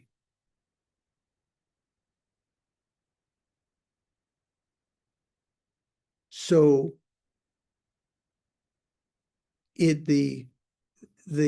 when the Arya at the peak of cyclic existence, their mind, the peak of cyclic existence mind, is that contaminated or uncontaminated? Mikhail, what do you think? I would say uncontaminated if it's an area on emptiness, but no, but he's not that that person in the peak of cyclic existence is not meditating on emptiness with his mind, right? Because it's too subtle. So it would be contaminated. It would be contaminated. Yet he's meditating on emptiness with a mind at the lower level, which is uncontaminated. Okay. Okay, so it's talking about these two things. So it says the reason such arguments pose no problem is because, according to Chandrakirti, one can legitimately define a person without positing either of the two, contaminated or uncontaminated mind, to constitute the person's identity. So the person himself or herself, I don't know, at that point, there's no gender in the formless realm, right? The person who is born there, they have that subtle mind, but it's too subtle to meditate directly. They can meditate on emptiness, but they can't meditate, have a direct realization of emptiness there. So they rely on manifesting one of the lower minds. So, for instance, when you practice shamatha, what is your, as a human being, what is your basis? Your basis is a human body. But once you develop shamatha, you've entered into either the access to or the actual first concentration of the form realm, right? You have a form realm mind at that point that you're meditating with when you've developed shamatha, right? Your desire realm mind of this lifetime is not manifest at that time, right? So it's a sort of similar thing. There in shamatha, you're going up. Here, when you're at the peak of samsara, you're going down. You're manifesting another mind going down. And so he's saying that what was the qualm was their uncontaminated mind of that person at the peak of cyclic existence. Their uncontaminated mind would mean the mind, let's say, of the third formless concentration, nothing. Their uncontaminated mind cannot serve as the basis for the identities of two beings, as well as serve as the basis for the identity of the person who has attained nirvana.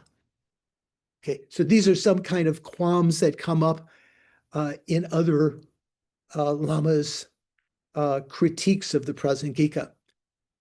So, so continuing reading here, the opponent's standpoint, on the other hand, assumes that the nature of the person, those who have not yet entered a path, and those on the learner's stage.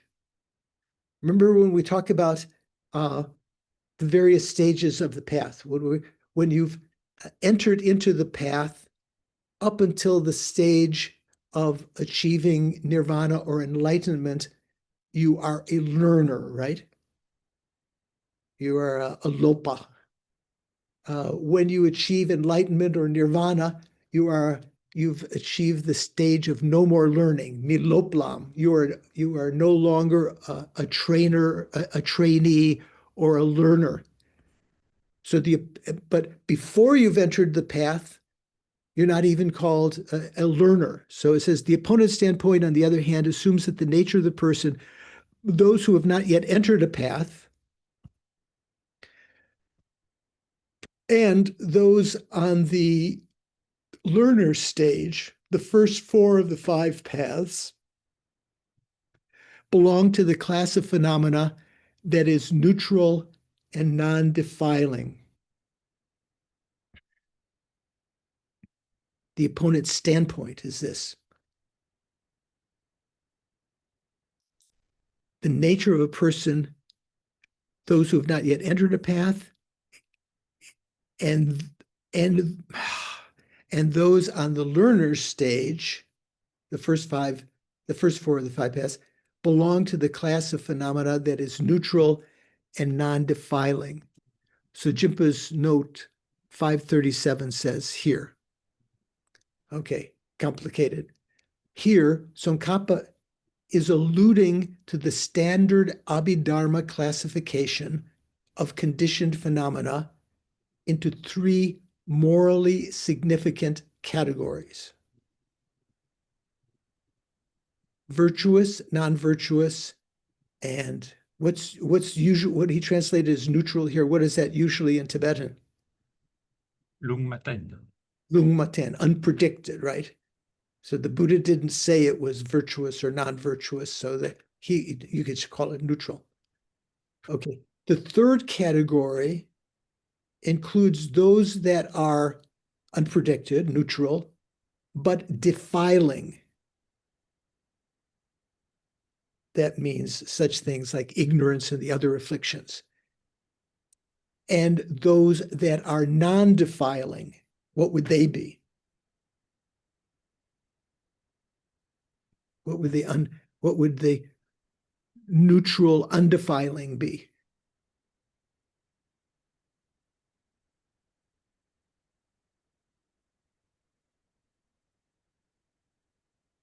Say, for instance, how about wisdom? Is wisdom virtuous? Not by its nature, right? When we talked about the mind and mental factors, usually you'd like to think the delusions, the afflictions, usually you'd like to think of them as defiling, creating negative karma, but they don't necessarily, because let's say the view of the transitory collection is present even during virtuous actions. You mean it is not non-virtuous, but it is defiling, no? Here, what we're talking about here, there are three categories: virtuous, non-virtuous, and unpredicted or neutral. The third category, unpredicted, when you're talking about impermanent phenomena, conditioned phenomena, those include those that are neutral but defiling, such as ignorance and other afflictions. So ignorance falls among the is a kind of affliction that is defiling, creates negative karma once it's present in the mind, right? It can cause the mind to create negative karma. And those that are non-defiling. So I was asking, what is a neutral category that is non-defiling. Are you following? Wisdom.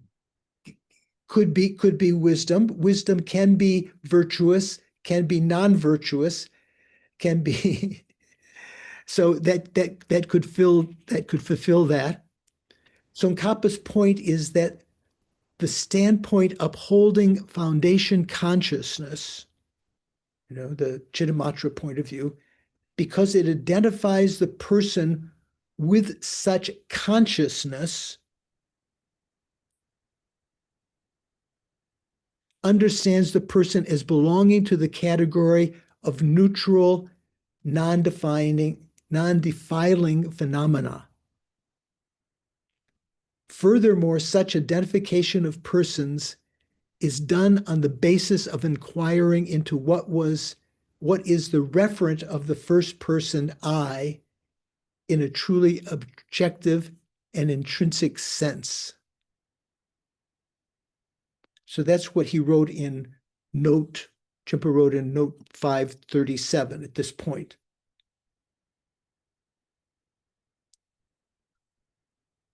Okay, let's go back to see where we are. The reason such arguments pose no problems is because, according to Chandrakirti, one can legitimately define a person even without positing either of the two, contaminated or uncontaminated mind, to constitute the person's identity. From the Chittamatra point of view, the person has to be contaminated or uncontaminated. But here, Chandrakirti says you can define the person without positing either of the two. You can positing the person to be imputed, just to be imputed, not to be necessarily contaminated or uncontaminated. Okay, if that's not clear, don't worry. Let's just finish this paragraph, this section actually. As for the responses offered above, how can someone like me, Lama Tsongkhapa says, how can someone like me speak independently, from his own power, as though, he knows, he's not going to say that he actually knows the answer to these things because he's omniscient. He's taking the stance of humility here. How can someone like me speak independently on matters related to these great systems of thought? The same way that Chandrakirti says later in the text in various points, how can I, earlier in the text, how can I explain about emptiness at the beginning of the sixth bhumi? He said, I have to, I can't do it from my own power, even though he was prophesized by Manjushri to be a 10th level bodhisattva who had come to the world to clarify Nagarjuna's view. He said, I have to rely on the great beings, Nagarjuna and so forth. So Lama Tsongkhapa is saying something similar here. How can I speak independently on matters related to these great systems of thought? I have spoken on these issues, however, on the basis of the traditions of the great charioteers who knew how to present the thought of the Savior Nagarjuna exactly as it is and in its entirety.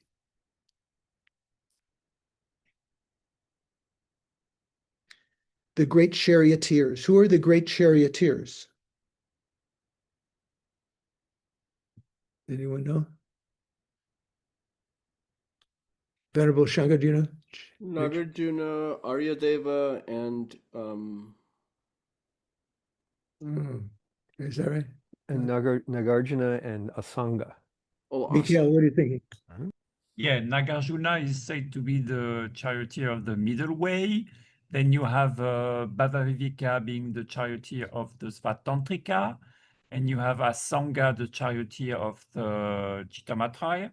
So usually we differentiate between charioteers and the openers of the chariot way, right? So Nagarjuna and Asanga were kind of like the openers of the the chariot way, sort of like the fields of grain and trees and everything. There's no paths. They opened up the way. And then the charioteers are the ones that followed through there. So that would include Bhava Viveka and Buddhapalita and Aryadeva and Chandrakirti and so forth. So here's just talking, it's not necessarily, also Nagarjuna and Sangha could be called charioteers, but they were the openers of the chariot way. Right? What is that in Tibetan, Paul? Do you remember? There's a different term for that. I thought they were both. See, I was taking them as synonymous. I thought they're both like Shingta something or other. Can't remember. Okay. Shintesul Chepa. That's the one, right? Okay. So, what does he say? I have spoken on these issues, however, on the basis of the traditions of the great charioteers who knew how to present the thought of the savior Nagarjuna. So it's saying that Nagarjuna is not one of the charioteers there, exactly as it is and in its entirety. Judging from these responses of these great charioteers, it appears that the remaining arguments aiming to prove the existence of foundation consciousness would also pose no problem to this system of Chandrakirti. Anyway,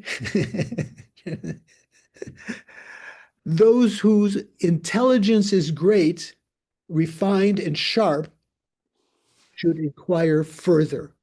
So he's saying that it appears that the remaining arguments aiming to prove the existence of foundation consciousness would pose no problem, but I leave it up to you, those of you who are intelligent, whose intelligence is great, and it is refined and sharp, should inquire further. Well, good news, I don't have to worry about it. Right, so Venerable Joan translated, since these responses are similar to my own, she translated a little bit different. Since these responses are similar to my own, this is Lama Tsongkhapa speaking, how could I express the great systems by means of my own strength? Rather, they are expressed in dependence on the system of the great charioteers who completely set them out and understood them precisely in accordance with the intention of the protector Nagarjuna. According to them, these great charioteers, even the remaining reasonings establishing a mind basis of all do not harm the system. Thus, they should be examined by those of great intelligence and fine acuteness. Okay, so we can go back to some of these later. If you investigate them and you have questions, we can go back over them. But basically, we're talking about the some deep questions here posed by those who propose alaya vijnana, and they're saying without alaya vijnana, you would have these problems, say for instance, of the person at the peak of cyclic existence who manifests the third consciousness of the one just below that to meditate on emptiness. So he has two minds present, uncontaminated and contaminated, and so causes confusion and so forth, supposedly. Okay. We're going to begin next time, the next section, illustrating by analogy how effects come into being from the cessation of action. So now this is giving the analogy, some analogies to explain how phenomena can arise from shikpa, how shikpa is a functioning thing. So although that's still complicated, it's not as complicated as these questions.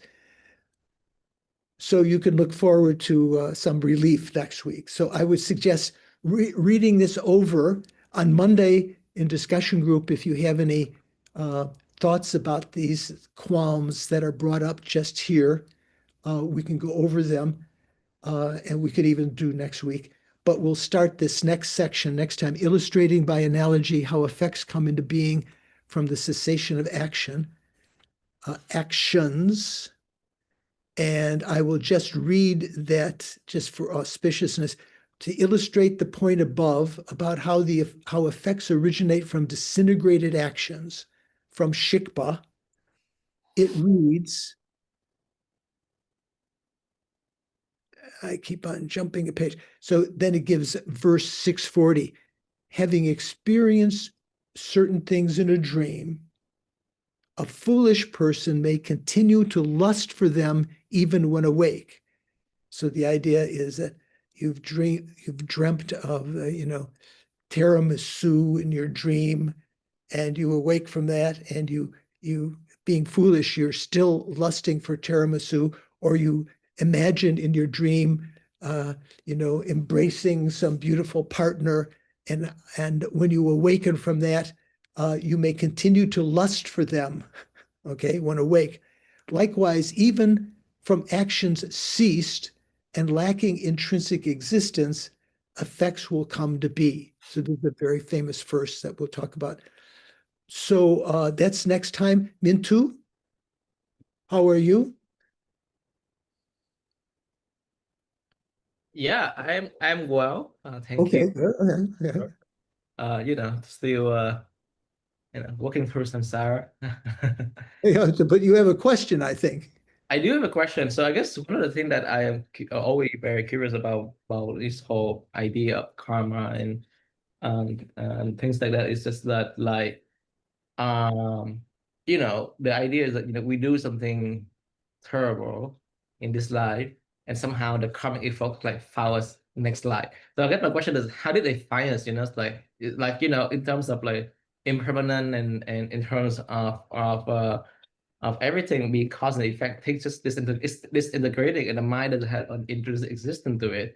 And so if the mind doesn't have an intrinsic, then how do these things still find some version of me that they come to me? You know what I mean? So the lower tenets have all of these different ideas that there is what's the action, the terrible thing you did this lifetime. How is it going to find you in the future? Because it's imprinted on your alaya vijnana or in your mental consciousness, or as one of these other explanations. Chandrakirti says that's not necessary because it will find you nonetheless because it's imprinted on the mere eye. The mere eye, the continuum of the mere eye, that'll find you because that's you. It's not like it has to find you. It's you, right? Yes. Mere eye is that you are how are you existing conventionally as the mere eye? So it's not like it has to find you somewhere, that you were somewhere else and the karma was there. It is imprinted right on the mere eye. That's the Prasangika point of view. And that, as we discussed earlier, that could be interpreted as the subtlemost mind, or even the temporary mental consciousness of this lifetime that the mere eye is imputed on. So there's two kinds of mere eye, right? There's a mere eye of this lifetime, from birth. When were you born? 1990 to 2090, 100 years. Okay, you're going to live. I could prophesize. There's a mere eye associated with that continuum. There's also a mere eye that's existed since beginningless time, right? That is associated with your subtlemost mind and wind. So there are two eyes.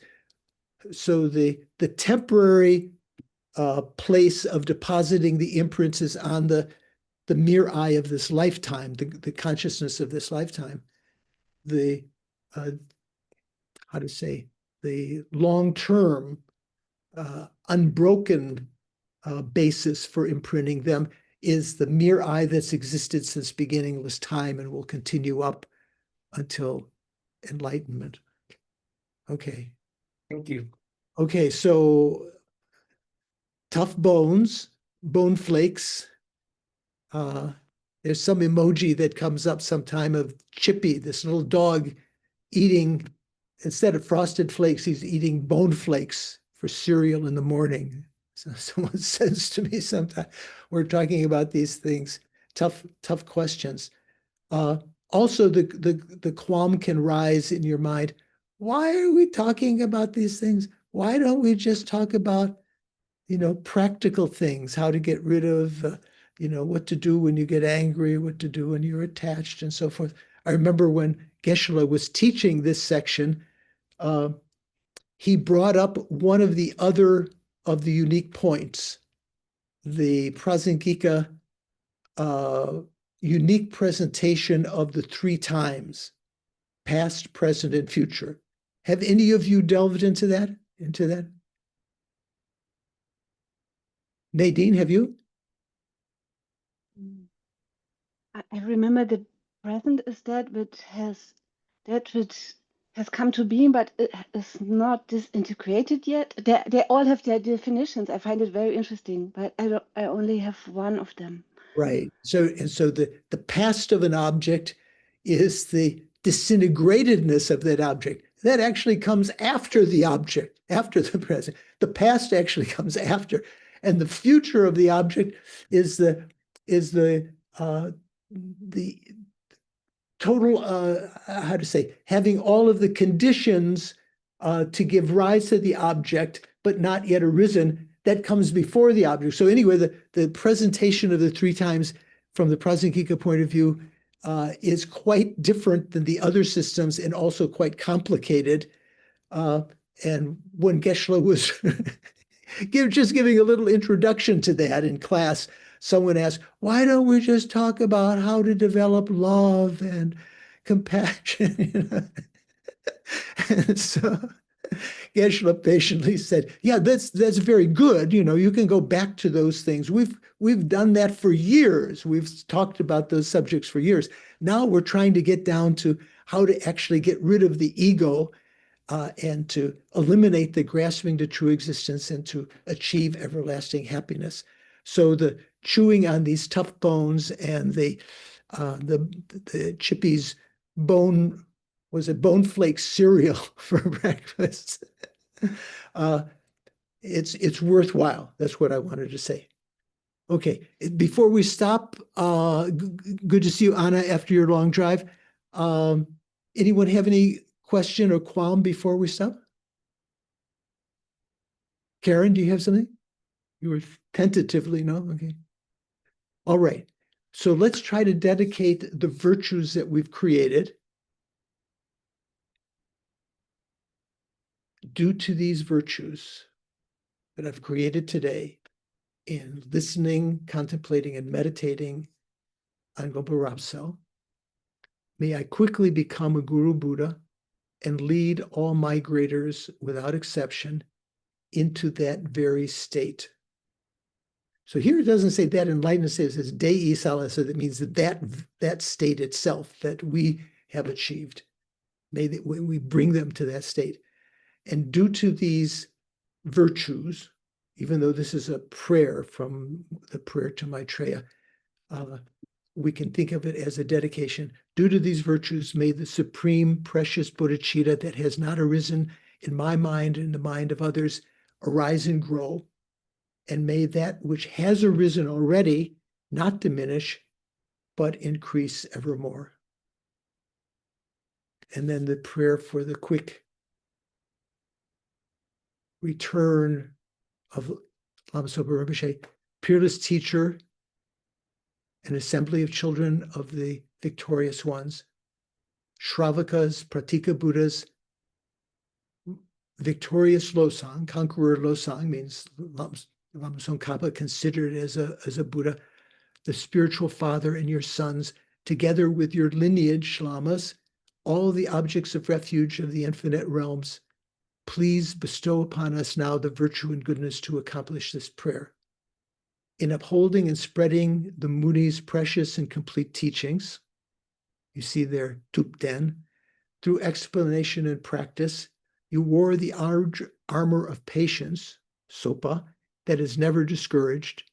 Incomparable Venerable Guru, to you I make this request. We've mentioned before, this is often how one finds the name of the person embedded in the prayer.